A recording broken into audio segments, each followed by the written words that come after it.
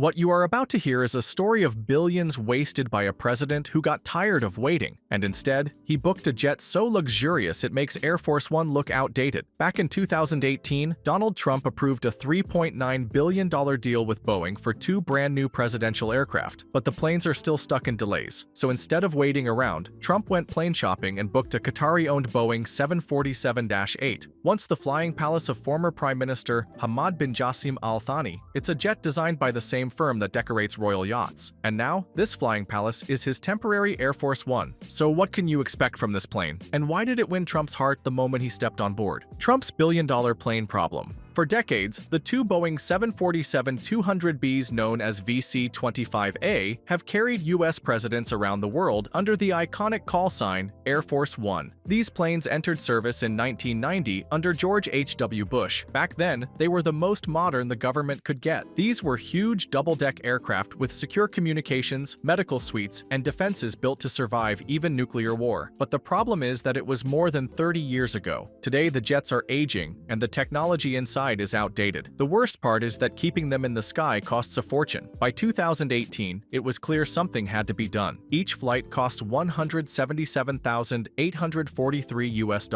That's nearly $3,000 a minute just to keep Air Force One airborne. For comparison, most commercial airlines spend between $15,000 and $25,000 per flight hour on their wide-body jets. You can see the gap. The presidential planes are special, but they are bleeding money. So, Donald Trump, who was president at the time, announced that Boeing would build two new aircraft designated VC-25B. He revealed that these two new aircraft will be based on the Boeing 747-8 platform. The deal was struck for $3.9 billion, which is a massive price tag, but it is still considered essential for America's flying White House. We all know that Trump is always focused on branding. He even pushed for a new red, white, and blue paint scheme instead of the traditional light blue design chosen by John F. Kennedy in the 1960s. He wanted the aircraft to look more American. The pitch sounded good, but as with many big government projects, the reality has been far more complicated. Boeing is already dealing with financial troubles and production setbacks across its commercial and military divisions. So, as expected, it began to fall behind schedule. Then the world fell prey to COVID-19, and the aviation industry was hit the hardest. It disrupted supply chains and delayed progress even more. What started as a $3.9 billion program quickly showed signs of ballooning. Experts now estimate the final bill could exceed $5 billion before the new Air Force One planes are ready. The worst thing is that the timeline slipped badly. Deadlines promised deliveries by the mid-2020s, but that didn't happen, of course. Instead, the project became a case study in government delays. That left Trump facing a problem,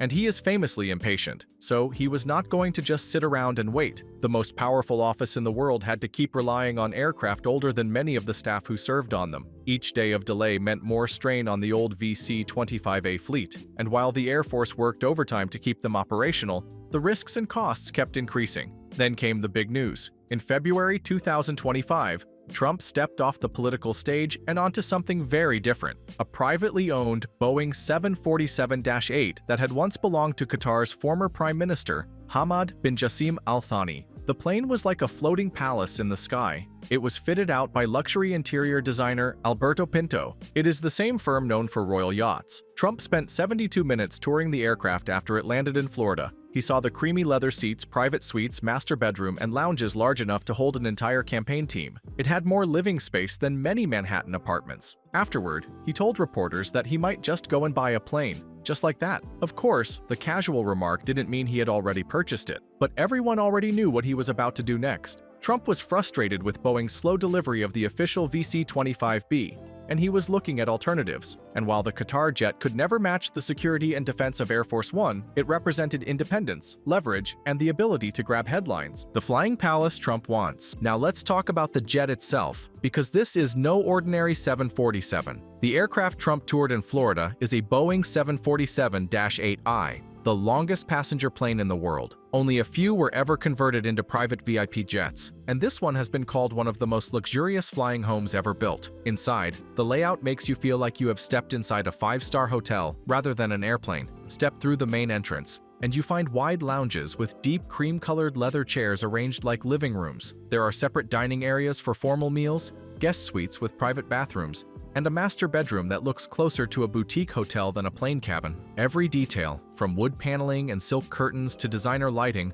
was chosen to give the feel of a palace floating above the clouds. The interior design came from Alberto Pinto Studio, which is a French firm famous for decorating royal yachts, billionaire bunkers, and luxury residences. Their style is just as per Trump's taste, opulent and meant to impress from the moment you walk in. The jet's cabin includes workspaces, private relaxation zones, and even rooms that can function as conference areas. For Trump, who has always preferred gold trim and lavish interiors, it is a natural fit. But there is a catch, of course. Nothing is always perfect. As impressive as it looks, this 747 lacks all the hidden systems that make Air Force One so unique. There are no missile defense countermeasures, no secure communication networks, and no hardened electronics that can survive a nuclear blast or cyber attack. It is built for comfort, not survival. In other words, it is perfect for campaign rallies, press tours, or domestic appearances where style matters more than military defense.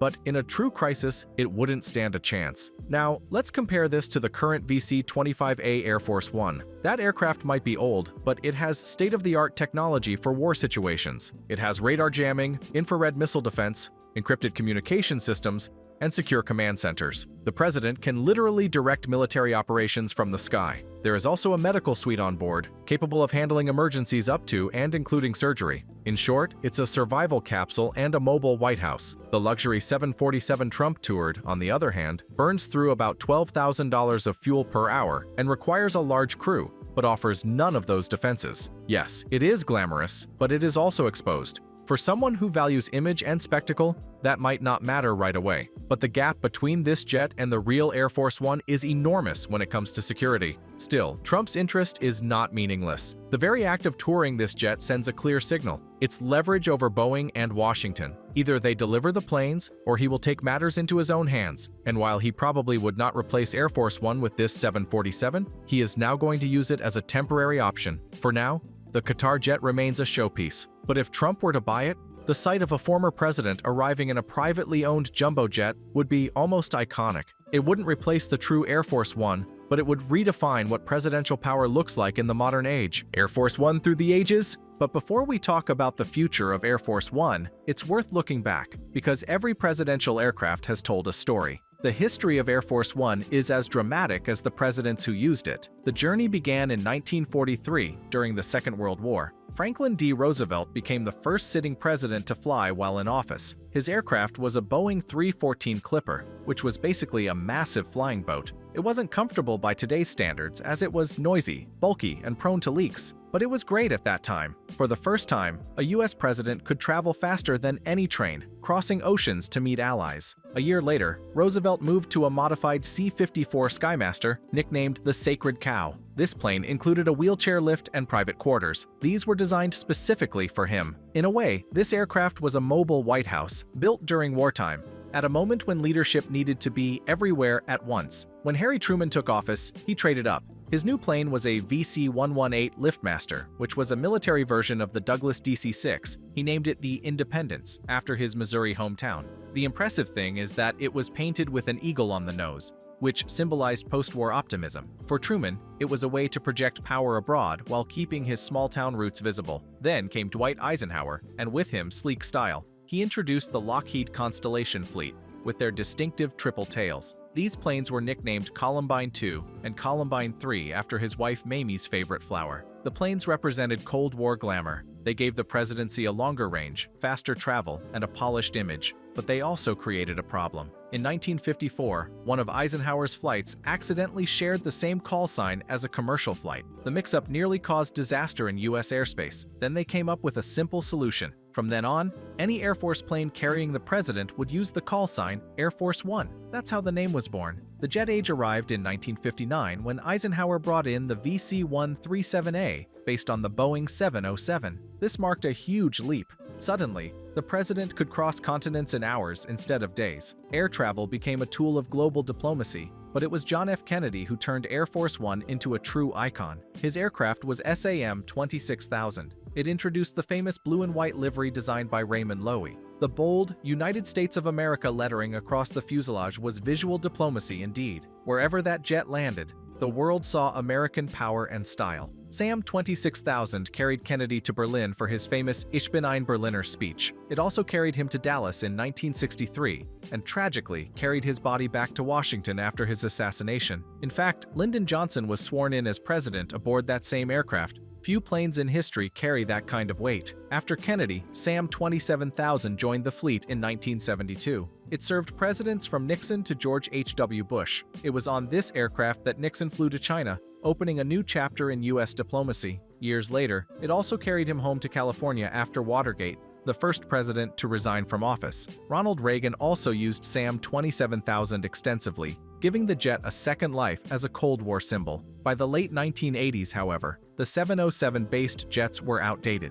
In 1990, two brand-new Boeing 747-200Bs were delivered. These were designated VC-25A. These are the Air Force One planes we still see today. They are massive double-deck jets, customized with conference rooms, secure communications, and even a medical operating theater. The impressive thing is that these were built to withstand nuclear war. They were designed not just as planes, but as command centers. Their role was put to the test on September 11, 2001. As the nation reeled from terrorist attacks, President George W. Bush spent hours aboard Air Force One, flying between secure locations while military leaders scrambled. That day, the jet became a lifeline for American democracy. Since then, the VC-25As have been continuously upgraded. Advanced radar jamming, infrared missile defenses, encrypted communications. Every update has made them more like war machines than luxury liners. Yet despite their sophistication, the planes are still recognized around the world as symbols of authority. Few aircraft are photographed more often, and few are more instantly recognizable. The history of Air Force One is full of turning points like Roosevelt's wartime leap,